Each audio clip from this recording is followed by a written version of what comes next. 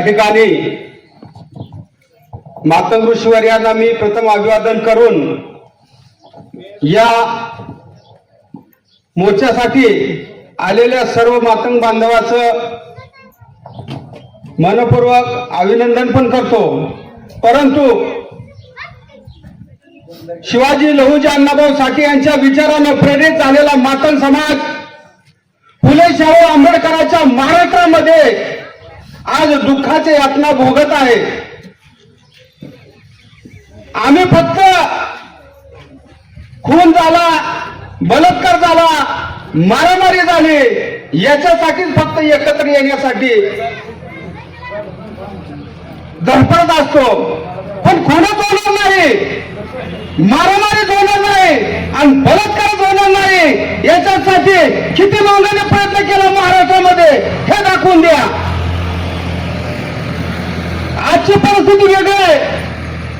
DySP साहेब पालखीच्या व्यवस्थापनामध्ये व्यस्त आहेत असं सांगितलं जातं। खरं तर मोर्चाच्या माध्यमातून आपण डीवायएसपीचा खुलासा घ्या। त्यांनी एसपीला ऑर्डर दिली का, आयजीला ऑर्डर दिली का, पालखीच्या संदर्भामध्ये तुम्ही बंदोबस्त करा याचा पहिला खुलासा झाला पाहिजे। याचा सीडीआर तपसा, कॉल डिटेल, लोकेशन सब तपसा, त्यानंतर आपल्याला सगळं काळं बिन फुटेल। या महाराष्ट्र हा पुरोगामी विचारसरणीचा आजपर्यंत आपण मानला जातो। कुठे पुरोगामी विचारसरणी आहे तुमची? अरे कुणाला येण्यात करताय तुम्ही? गल्लीपासून दिल्लीपासून तुमची सत्ता आहे, आम्ही फक्त आरक्षणावर थांबतोय, राखीव कोट्यातून आम्ही उभा राहतोय, फक्त सहीचे हकदार आहेत। आज तुम्ही अशा पद्धतीचं राजकारण आमच्या मातंग समाजाच्या अवतीभोवती करतात। आज चंदन बांडगोळ इतका राहिलेला नाही। 1881 साली वसाहत कायदे अंतर्गत आमच्या समाजाला ते धर्माची हजेरी लावले। अगदी गर्भात असलेल्या बाळाला सुद्धा त्या 80 वर्षाच्या कालावधीमध्ये हजेरी द्यावी लागली आणि 80 वर्षामध्ये सकाळी 7 वाजता, दुपारी 1 वाजता आणि संध्याकाळी 5 वाजता आम्हाला हजेरी द्यावी लागली।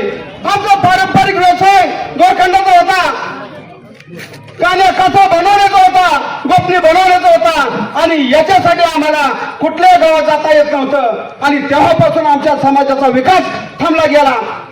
आमच्या समाजाला मग वतन कुठं आहे किंवा आमची कुठली बटालियन आहे? मातंग समाज या भारत देशामध्ये क्रांतिकारक पोचलेला एकमेव समाज होता आणि त्याच्याबरोबर आमचा समाज आणि या समाजाला साथ देणारा रामोशी समाज होता।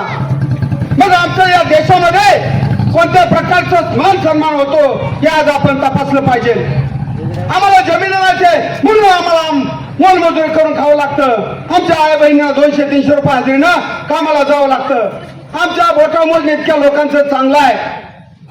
आज मग मोर्चाला याचं म्हणलं 300-400 रुपये हजेरी बुडवून यावं लागतं आणि आज आमची परिस्थिती नाही। याचं कारण काय की आमचा आर्थिक विकास झालेला नाही आणि या विकासासाठी मातंग समाज हा भारतभर आंदोलन करत आहे। आज मला सांगायचं आहे, उरकतं तर सगळ्यांनीच घेतलं पाहिजे, पण कुणाचं उरकतं घेतलं पाहिजे? ज्यांनी आपला अन्याय केला, ज्यांनी आपल्या अन्याय करण्याच्या पद्धती वेगवेगळ्या पद्धतीने आरंभलेल्या आहेत। केशव लोखंडे यांनी भाषण चांगलं केलं।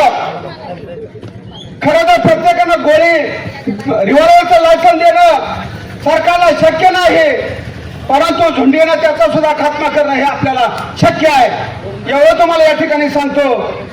म्हणून या भारत देशामध्ये बाबासाहेब आंबेडकर, लहुजी अण्णाभाऊ साठे यांचा विचार आपल्याला तळागाळापर्यंत न्यायचा आहे आणि उशासाठी यांना आपण न्याय द्यायचा आहे। आज पुरवणीचा बॉन्डर ऍक्ट कायद्याप्रमाणे आपण गुन्हा दाखल झाला पाहिजे आणि पुरवणीचा गुन्हा त्या ठिकाणी त्या पतीच्या माध्यमातून करणं गरजेचं आहे।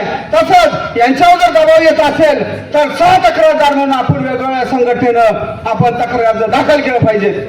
आज आपल्याला सर्वांना या ठिकाणी सांगण्याचा हा विषय नाहीये। सर्वांनी आपण अभिवादन केलेलं आहे, पण किती वर्ष आपण अभिवादन करणार आहे याच्यासाठी सर्वांनी आपल्याला एकत्र येऊन या विचाराची लढाई आपण संपवली पाहिजे आणि खऱ्या अर्थानं फुले शाहू आंबेडकरांचा महाराष्ट्र आणि शिवाजी अण्णाभाऊ साठे यांच्या विचाराचा मातंग समाज आपण जागृत करू। इथून पुढच्या काळामध्ये हे खपून घेणार नाही आणि